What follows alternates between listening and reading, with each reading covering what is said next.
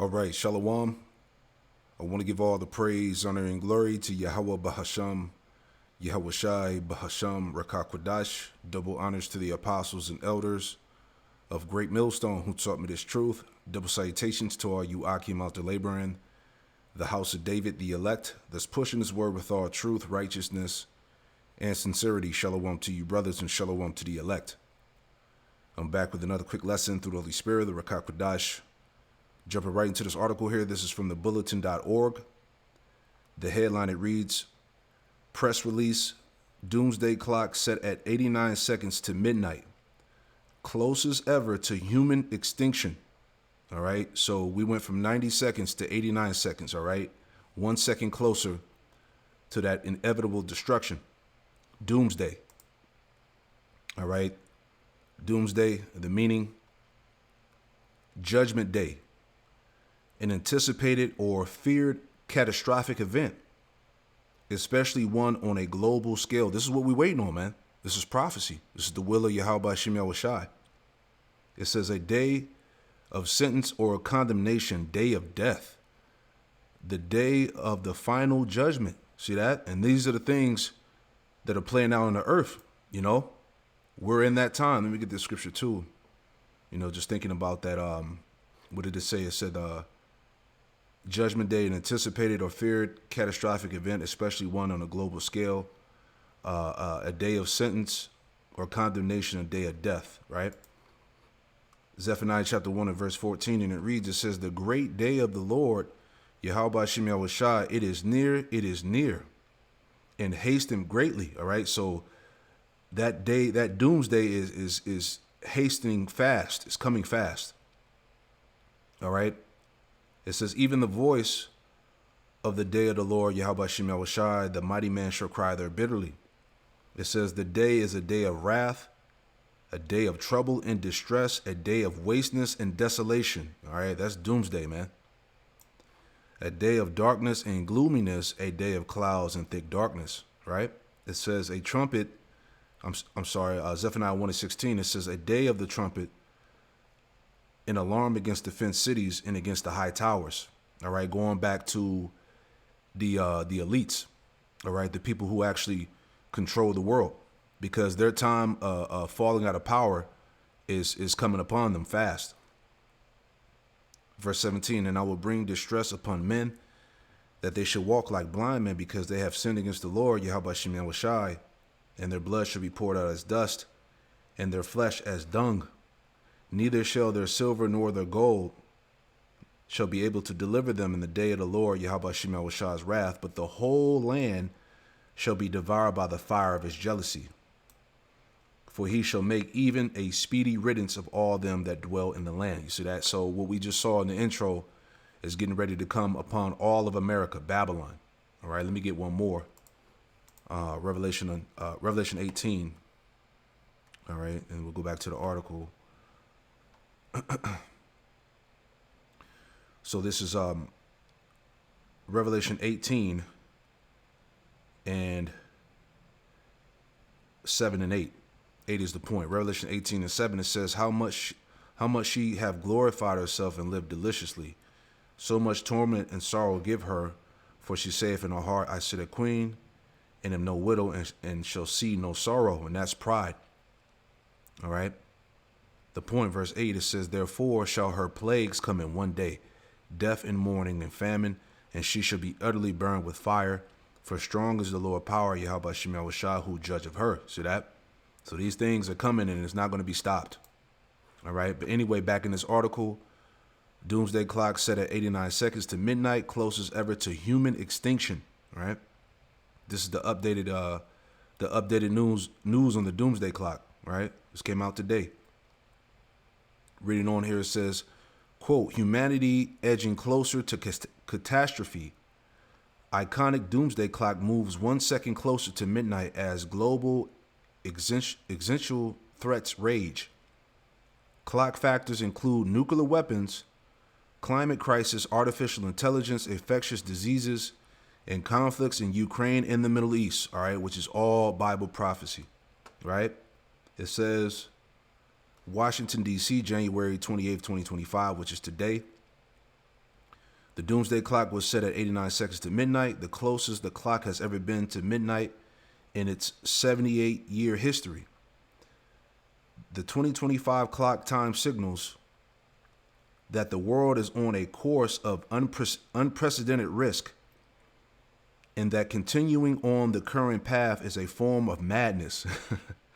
It says the United States, China, and Russia have the prime responsibility to pull the world back from the brink. The world depends on immediate action, but the scriptures say that the king's heart, let's get that too. All right? It's not up to these nations. All right? Everything is the will of the Lord. Proverbs 21:1, and it reads, it says, the king's heart, meaning the king's mind, is in the hand of the Lord, Yahweh Shem Yahushai. As the rivers of water, he turneth it whithersoever he will. So the king's heart, the king's mind, is in the hand of Yahweh Shem Yahushai. He's the one that's controlling the mindset of these world leaders. All right? And he's getting ready to bring an end to this current age in the form of nuclear destruction. Right? It says, let's read some more. It says the Doomsday Clock time is set by the Bulletin of Atomic Scientists Science and Security Board in consultation with its board of sponsors, which includes 9 Nobel laureates. Factors include nuclear weapons threats, the climate crisis, biological threats, and disruptive technologies like artificial intelligence, AI. The clock's time changed most recently in January 2023 when the Doomsday Clock was set at 90 seconds to midnight. Right? And we'll read a little bit more. Okay, it says Daniel Holtz, PhD, SASB Chair, Bulletin of Atomic Scientists, and professor at the University of Chicago said, quote, the purpose of the Doomsday Clock is to start a global conversation about the very real essential threats that keep the world's top scientists awake at night. See? Okay, because Esau, he's losing sleep because all of these top Edomites, they know the scientists, the elites, okay, the people who control the world and its resources and things like that, they know that their end is upon them. All right, like I said, it keeps them up at night. Like we read in Zephaniah, was it one in, let me go back to that. Zephaniah 1:16, it says, a day of the trumpet and alarm against the fenced cities and against the high towers, going back to the elites, right? They know that this destruction is coming. The elites, your top scientists, all of that. Okay? It says, the purpose of the Doomsday Clock is to start a global conversation about the very real existential threats that keep world's top scientists awake at night. National leaders must commence discussions about these global risks before it's too late. Reflecting on these life and death issues and starting a dialogue are the first steps to turning back the clock and moving away from midnight. See that? And midnight is associated with what? Destruction. This is Mark. Okay, this is Mark chapter 13. And we'll start up at 32. Mark 13 and verse 32. And it reads, it says, but of that day and that hour knoweth no man, no, not the angels which are in heaven, neither the Son, but the Father. So only the Father knows when that day is going to come. Not even Yahweh Shai knows, It says, take ye heed, watch and pray, for you know not when the time is. Okay, this is why we were commanded to be circumspect, to remain sober, to watch everything, measure the time diligently within itself. It says, verse 34, for the Son of Man is a man taking a far journey, who left his house and gave authority to his servants and to every man his work, and commanded the porter to watch. Yeah, going back to the watchmen, the prophets. All right, we were commanded to be, to stay occupied in prophecy, man. To stay occupied on our watch.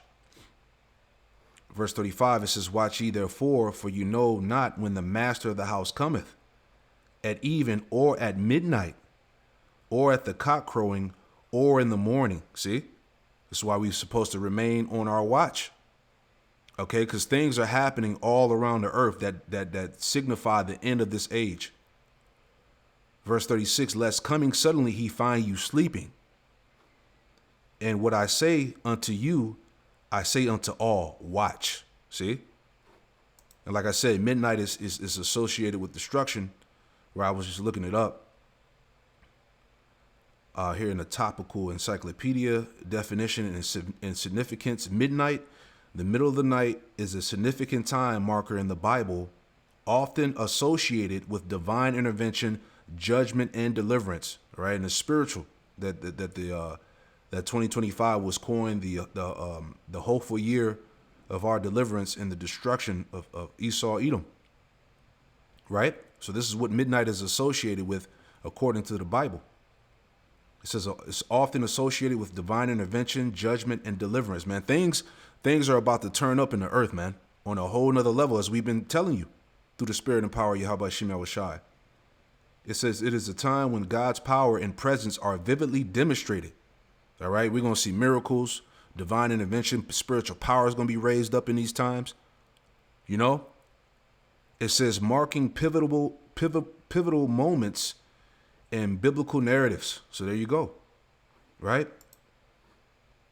Job chapter 34 and verse 20, and it reads, it says, in a moment shall they die, and the people shall be troubled at midnight and pass away, and the mighty shall be taken away without hands. So that time of midnight destruction is coming, man.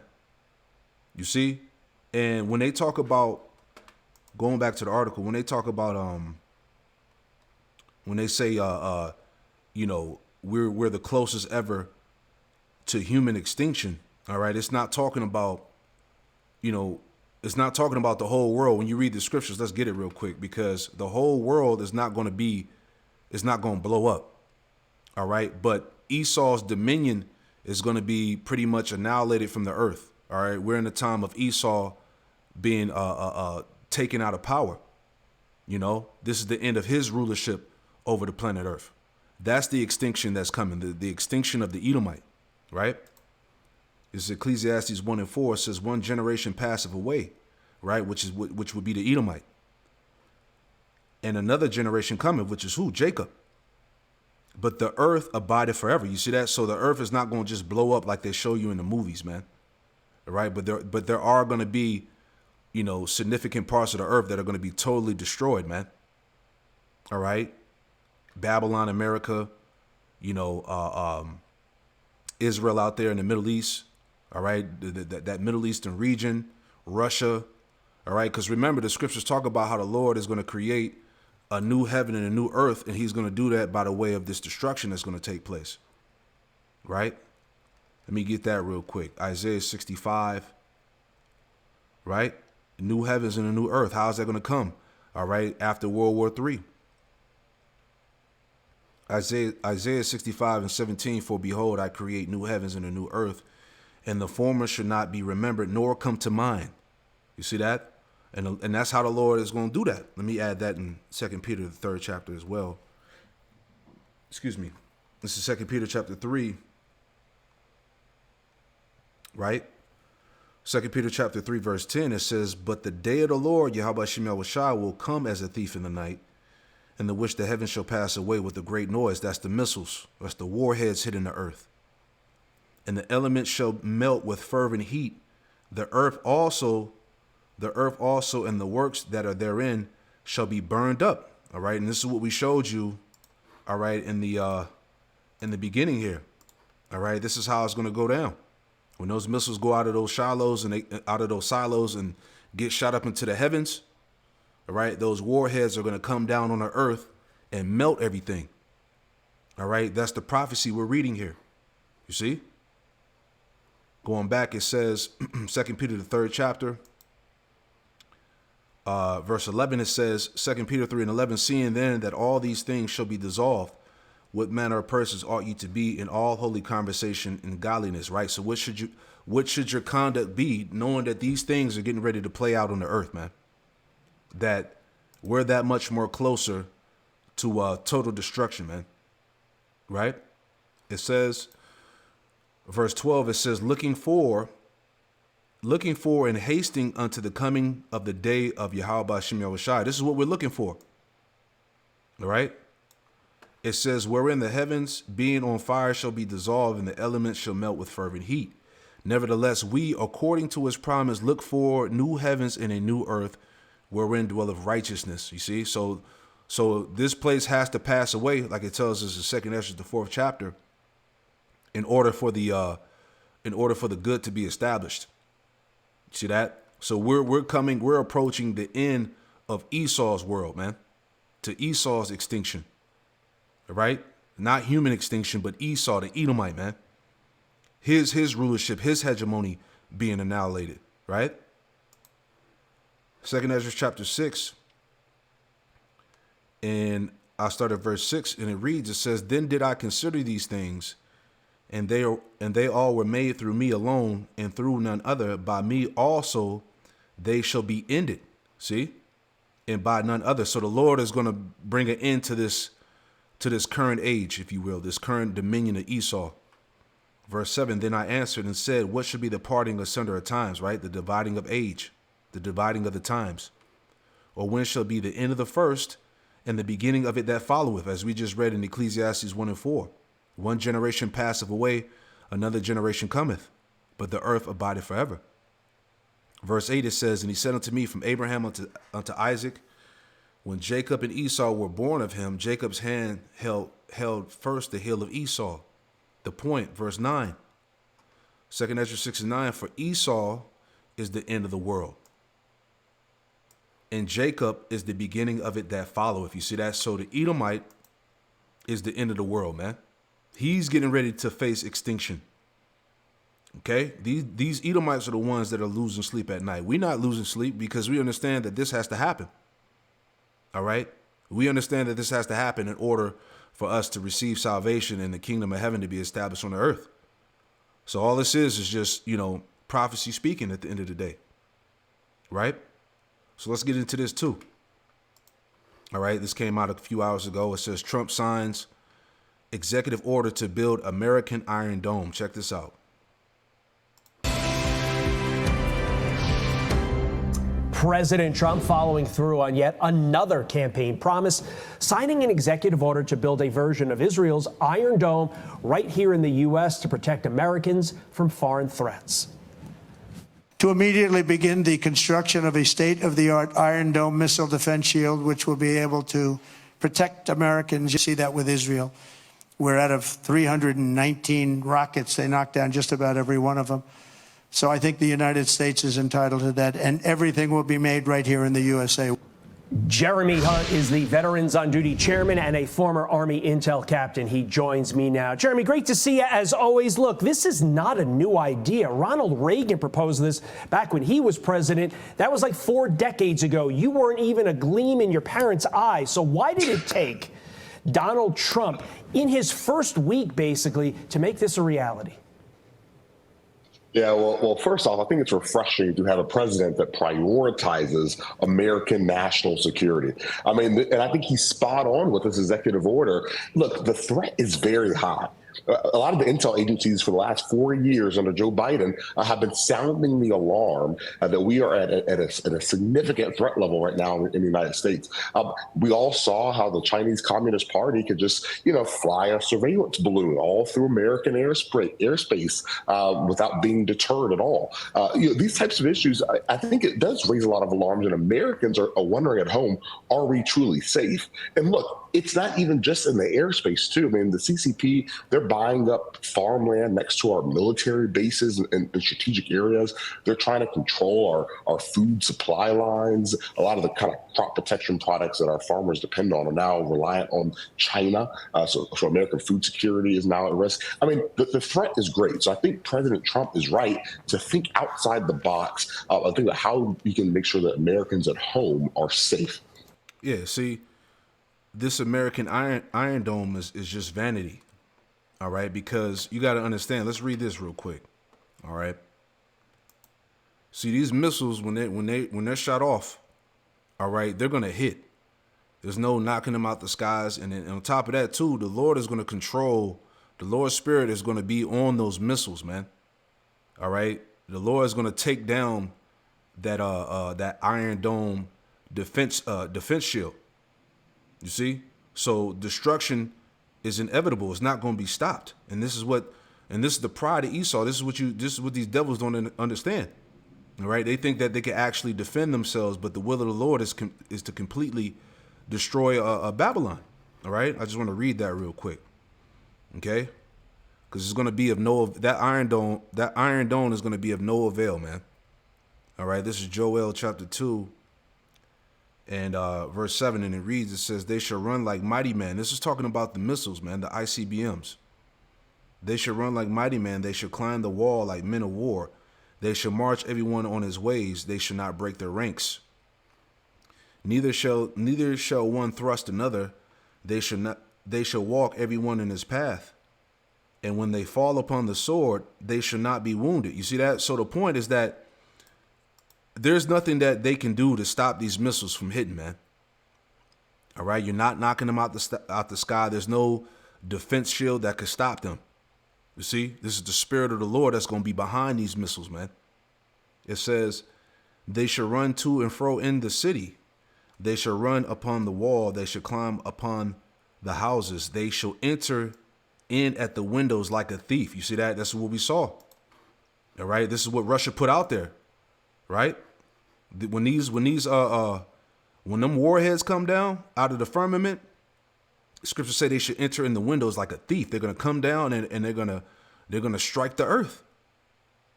Okay. And you already know the outcome.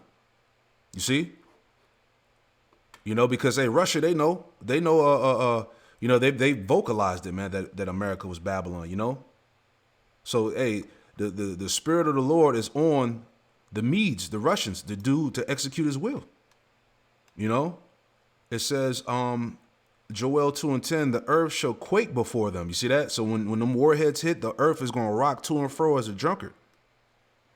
The heavens shall tremble, the sun and the moon shall be dark, and the stars shall withdraw their shining, going into the what's it called? The mushroom cloud, you know, it's going to blot out the sky, the sun, and all of that from the destruction.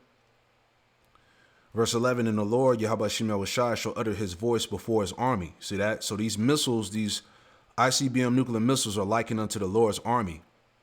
It says, for his camp is very great, for he is strong that executeth his word. For the day of the Lord, Yahweh Shai, is great and very terrible. And who can abide in it? See that? So there's no stopping this thing, man. No matter what they're talking about with this Iron Dome and other news that, you know, that they're bringing out, you know?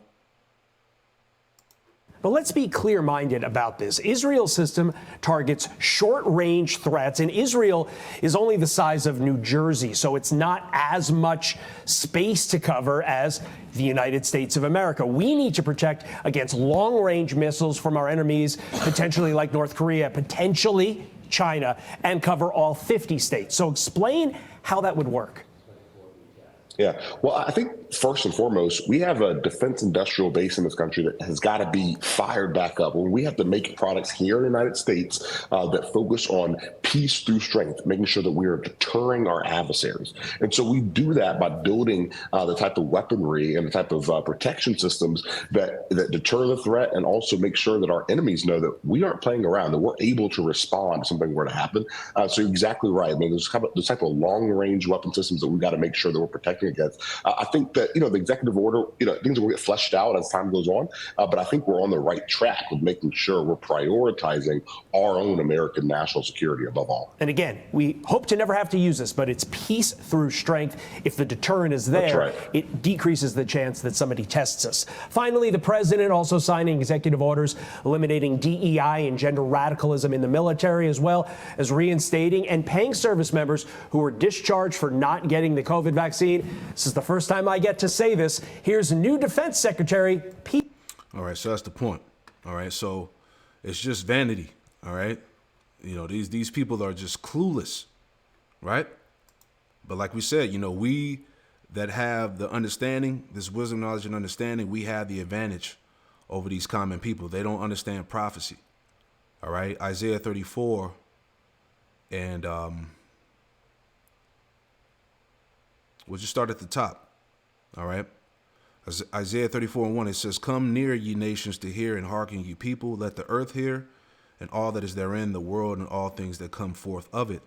For the indignation of the Lord, Yahweh Shem Yahushai, is upon all nations, and his fury is upon all their armies. He have utterly destroyed them. He have delivered them to the slaughter.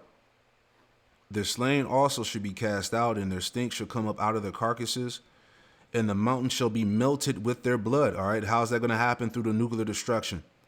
All right. Mountains represent major governments. The Lord is going to melt these different armies, governments with nuclear war. "And all the hosts of heaven shall be dissolved, and the heavens shall be rolled together as a scroll, and all the hosts shall fall down as a leaf falleth from the vine, as a falling fig from the fig tree." Right? Those warheads coming down. The point, verse 5, Isaiah 34:5, "For my sword shall be bathed in heaven. Behold, it shall come down upon Idumea," all right, Esau, Edom, "and upon the people of my curse to judgment." See? The sword of the Lord, Yahweh Shem Yahushai, is filled with blood, all right, those ICBMs.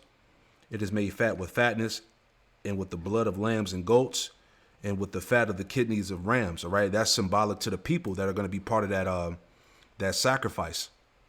Right? It says, "For the Lord, Yahweh Shem Yahushai, have a sacrifice in Basra, and a great slaughter in the land of Idumea," which you can apply that to America, Babylon, man. So again, this is all vanity. There's not going to be any protection from nuclear war once those missiles are shot off from those various nations, China, Russia, Iran, or whatnot. You know, all the adversaries of America, man. All right.